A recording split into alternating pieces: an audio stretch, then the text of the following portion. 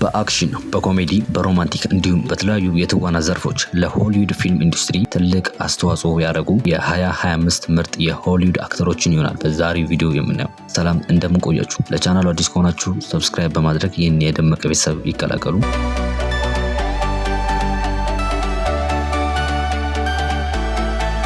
10ኛ ዊል ስሚዝ። ዊል ስሚዝ በዘንድሮ ዓመት $26 ሚሊዮን በማግኘት ለሆሊውድ ፊልም ኢንዱስትሪ ትልቅ አስተዋጽኦ አድርጓል። 9ኛ አዳም ሳንድለር። በተመሳሳይ መልኩ አዳም ሳንድለርም በዘንድሮ ዓመት $26 ሚሊዮን በማግኘት ለሆሊውድ ፊልም ኢንዱስትሪ ትልቅ አስተዋጽኦ አድርጓል። 8ኛ ኒኮል ኪድማን። በ2024 ከፍተኛ ተከፋይ ተዋናይ የነበረችው ኪድማን በዘንድሮ ዓመት $31 ሚሊዮን አግኝታለች። ይህም በኢንዱስትሪ ውስጥ ያላትን ታዋቂነት ያሳያል።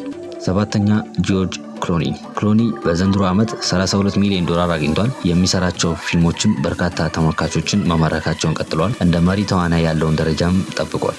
6ኛ ብራድ ፒት በዘንድሮ ዓመት $32 ሚሊዮን ሰርቷል። ፒት በዋነኝነት አድናቆት ባላቸው ፊልሞች ውስጥ በሚጫወተው ትልቅ ሚና ይታወቃል። 5ኛ ሂዩ ጃክማን። አብዛኞቻችሁ እንግዲህ ዴድፑልን አይታችሁታል። ምርጥ ፊልም ነው። እዛ ፊልም ላይ መሪ ተዋናይ በመሆን የሰራው ሰውዬ ነው። ጃክማን በዘንድሮ ዓመት $50 ሚሊዮን አግኝቷል። 4ኛ ጄሪ ሴንፌልድ የኮሜዲ ፊልሞችን ሲሆን አብዛኛው ጊዜ የሚሰራው በዘንድሮ ዓመትም $60 ሚሊዮን ማግኘት ችሏል። 3ኛ ኬቨን ሃርት ቦርደርላንድስ፣ ናይት ስኩል፣ ጁማንጂ በእነዚህ ምርጥ ፊልሞች ይታወቃል። በዘንድሮ ዓመትም $81 ሚሊዮን መስራት ችሏል። 2ኛ ራያን ሬይኖልድስ እንደ ፍሪ ጋይ፣ ዴድፑል፣ አይኤፍ የመሳሰሉ ምርጥ ፊልሞችን የሰራ አክተር ነው። በዘንድሮ ዓመትም $85 ሚሊዮን ማግኘት ችሏል።